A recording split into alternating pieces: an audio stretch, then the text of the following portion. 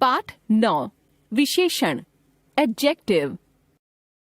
इस सुंदर उद्यान के दाएं कोने में खड़ा मोटा लड़का ध्यान से देखकर कुछ लिख रहा है। काला कौवा कर्कश वाणी बोलता है। आलसी चिड़िया चुपचाप बैठी है। 2 सफेद खरगोश फुदक रहे हैं। इस घड़े में पानी है। ठंडी ठंडी हवा चल रही है। बच्चों, आप जानते हैं ये रेखांकित पद संज्ञा हैं और रंगीन पद इन संज्ञाओं के बारे में कुछ विशेष सूचना दे रहे हैं। ये सूचना देने वाले पद ही विशेषण हैं।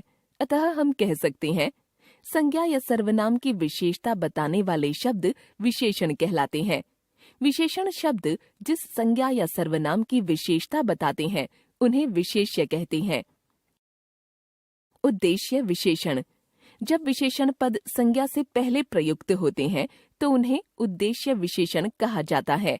जैसे उसने मीठा आम खाया, योग्य छात्र प्रथम आया। विधेय विशेषण। जब विशेषण पद संज्ञा के बाद प्रयुक्त होते हैं तो उन्हें विधेय विशेषण कहते हैं। जैसे यह आम मीठा है, यह बालक योग्य है। प्रविशेषण। वे शब्द जो विशेषण की विशेषता बताएं उन्हें प्रविशेषण कहते हैं। ये शब्द संज्ञा या सर्वनाम के बाद और विशेषण शब्दों से पहले लिखे जाते हैं। जैसे यह लड़की बहुत समझदार है। इस वाक्य में रंगीन पद बहुत समझदार विशेषण की विशेषता बता रहा है। अतः बहुत प्रविशेषण है। विशेषण के भेद। विशेषण गुणवाचक, संख्यावाचक, परिमाणवाचक, सार्वनामिक, नामिक। गुणवाचक विशेषण।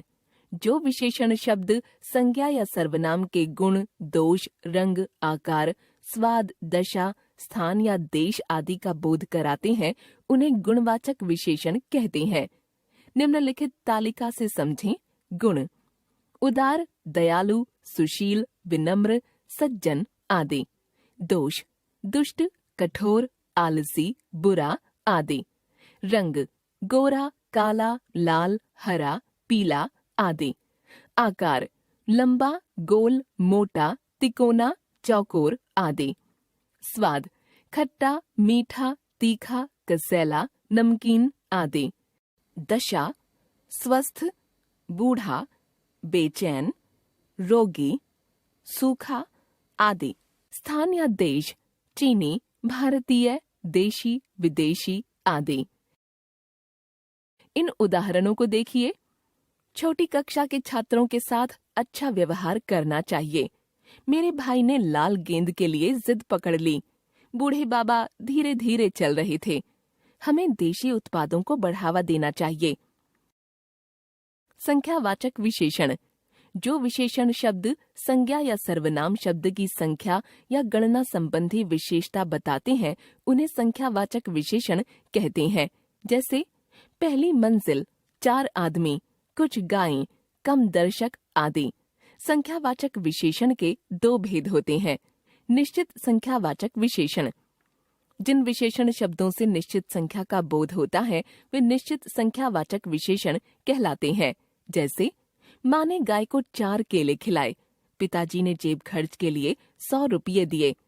अनिश्चित संख्यावाचक विशेषण। जिन विशेषण शब्दों से निश्चित संख्या का बोध नहीं होता वे अनिश्चित संख्यावाचक विशेषण कहलाते हैं। जैसे कुछ लोग बातें कर रहे हैं, रमेश ने थोड़े से फल खाए।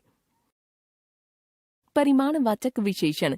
जो विशेषण शब्द संज्ञा या सर्वनाम शब्द की माप तौल संबंधी विशेषता बताते हैं उन्हें परिमाणवाचक विशेषण कहते हैं। जैसे 4 किलो गेहूं, 20 लीटर तेल, 4 मीटर कपड़ा आदि। परिमाणवाचक विशेषण के 2 भेद होते हैं। निश्चित परिमाणवाचक विशेषण। जिन विशेषण शब्दों से संज्ञा या सर्वनाम के निश्चित परिमाण का बोध होता है उन्हें निश्चित परिमाणवाचक विशेषण कहते हैं।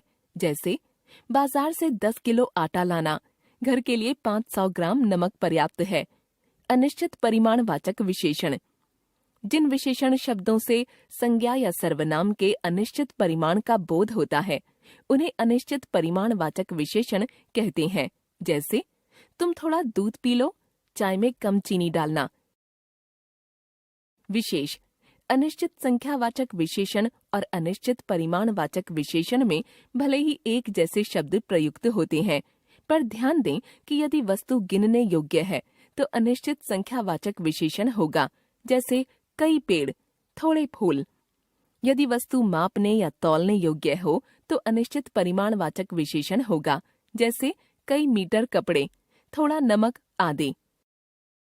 सार्वनामिक या संकेतवाचक विशेषण जो सर्वनाम शब्दों, संज्ञा शब्दों के पहले आकर उनकी विशेषता बताते हैं, उन्हें सार्वनामिक विशेषण कहते हैं। जैसे इस बालक ने पुस्तक फाड़ दी, वह लड़का बहुत मोटा है। यहाँ बालक संज्ञा का विशेषण है। इस पद और लड़का संज्ञा का विशेषण है। वह पद, क्योंकि ये दोनों पद संज्ञा के पहले प्रयुक्त होकर उनकी विशेषता बता रहे हैं, अतः ये सार्वनामिक विशेषण है। सर्वनाम संज्ञा के स्थान पर प्रयुक्त होता है, यह ध्यान रहे। यदि हम कहें इसने पुस्तक फाड़ दी, वह बहुत मोटा है, यहाँ रंगीन पद सर्वनाम है। सर्वनाम और सार्वनामिक विशेषण में अंतर। जो शब्द संज्ञा के स्थान पर प्रयुक्त होते हैं वे सर्वनाम कहलाते हैं, तथा जो सर्वनाम शब्द संज्ञा से पूर्व प्रयुक्त होकर उनकी विशेषता बताएं वे सार्वनामिक विशेषण कहलाते हैं। जैसे वह बाहर खेलता है, सर्वनाम। वह लड़का बाहर खेलता है, सार्वनामिक विशेषण। नामिक विशेषण जिस तरह सर्वनाम शब्द संज्ञा की विशेषता बताने के कारण विशेषण बन जाते हैं, ठीक वैसे ही अनेक संज्ञा नाम शब्द भी दूसरी संज्ञाओं की विशेषता बताने का जब कार्य करती हैं, तो वे नामिक विशेषण बन जाते हैं। जैसे लोहे का जहाज डूब गया, वाक्य में लोहे का नामिक विशेषण है। इसी तरह के अन्य उदाहरण देखिए। मुझे उड़द की दाल बहुत पसंद है। माँ ने खोए की मिठाई मंगाई है। उसने सिल्क की साड़ी खरीदी। पिताजी कपड़े की दुकान पर काम करते हैं। विशेषणों की तुलना या अवस्थाएं।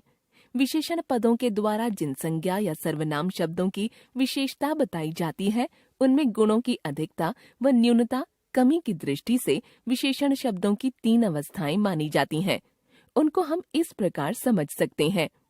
मूलावस्था, इसमें कोई तुलना नहीं की जाती। इसमें विशेषण विशेष्य की सामान्य अवस्था बताता है। जैसे ऋचा के बाल सुंदर हैं, खिलाड़ियों ने उत्कृष्ट प्रदर्शन किया। उत्तरावस्था, इसमें 2 वस्तुओं या व्यक्तियों की तुलना करके किसी एक को अच्छा या बुरा बताया जाता है।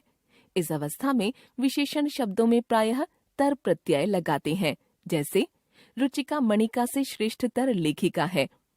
कविता रूपाली की अपेक्षा अधिक समझदार है। उत्तमावस्था, इस अवस्था में 2 से अधिक व्यक्तियों, वस्तुओं, स्थानों या समूहों में से किसी एक को सबसे श्रेष्ठ या निकृष्ट बताया जाता है। इस अवस्था में विशेषण शब्द में प्रायः तम प्रत्यय लगाते हैं। जैसे स्पर्श कक्षा में सबसे अधिक बुद्धिमान है। रोहित ने कक्षा में उच्चतम अंक प्राप्त किए। विशेषण की तीनों अवस्थाओं के अन्य उदाहरण इस प्रकार हैं। मूलावस्था, उत्तरावस्था, उत्तमावस्था, लघु, लघुतर, लघुतम, मृदु, मृदुतर, मृदुतम, विशाल, विशालतर, विशालतम, न्यून, न्यूनतर, न्यूनतम, उच्च, उच्चतर, उच्चतम, श्रेष्ठ, श्रेष्ठतर, श्रेष्ठतम, सुंदर, सुंदरतर, सुंदरतम, कटु, कटुतर, कटुतम। विशेषण शब्दों की रचना। हिंदी में मूल रूप से विशेषण शब्दों की संख्या बहुत कम है। अधिकतर विशेषण शब्द संज्ञा, सर्वनाम, क्रिया, अव्यय आदि शब्दों में उपसर्ग अथवा प्रत्यय जोड़कर बनाए जाते हैं। कुछ मूल विशेषण निम्नलिखित हैं: अच्छा, बुरा, लंबा, छोटा, मोटा, बड़ा, गुरु, मधुर, नीला, पीला, सफेद आदि। संज्ञा द्वारा विशेषण बनाना। संज्ञा विशेषण: एक, दिन, दैनिक, धर्म, धार्मिक, मुख, मौखिक, पुराण, पौराणिक, नीति, नैतिक। ईय, भारत, भारतीय, राष्ट्र, राष्ट्रीय, स्थान, स्थानीय। ई, रोग, रोगी, सुख, सुखी, दुख, दुखी, लोभ, लोभी, भोग, भोगी, योग, योगी। आ, भूख, भूखा, भूल, भूला, मान, शक्ति, शक्तिमान, गति, गतिमान, कीर्ति, कीर्तिमान। वती, भाग्य, भाग्यवती, पुत्र, पुत्रवती, ईन, नमक, नमकीन, कुल, कुलीन, रंग, रंगीन, इत, जीव, जीवित, संचय, संचित, पुष्प, पुष्पित, सम्मान, सम्मानित, सूचना, सूचित, ईला, जहर, जहरीला, गर्व, गर्वीला, बर्फ, बर्फीला, एरा, चाचा, चचेरा, मामा, ममेरा, मौसा, मौसेरा, आना, रोज, रोजाना, साल, सालाना, वान, दया, दयावान। सर्वनाम से विशेषण। सर्वनाम विशेषण। जो, जैसा, यह, ऐसा, तुम, तुमसा, हम, हमसा, आप, आपसा, वह, वैसा, मैं, मुझसा, मेरा। क्रिया से विशेषण। क्रिया विशेषण। खाना, खाऊ, टिकना, टिकाऊ, बेचना, बिकाऊ, कमाना, कमाऊ, भागना, भगोड़ा, लिख, लिखित, चल, चलित, फल, फलित। अव्यय से बने विशेषण। अव्यय विशेषण। भीतर, भीतरी, ऊपर, ऊपरी, पीछे, पिछला, बाहर, बाहरी, आगे, अगला, अंदर, अंदरूनी। एक बार फिर से। संज्ञा तथा सर्वनाम की विशेषता बताने वाले शब्दों को विशेषण कहते हैं। विशेषण के 5 भेद हैं: गुणवाचक, संख्यावाचक, परिमाणवाचक, सार्वनामिक और नामिक। हिंदी में कुछ ही शब्द मूल रूप में विशेषण हैं। विशेषण की 3 अवस्थाएं होती हैं: मूलावस्था, उत्तरावस्था और उत्तमावस्था।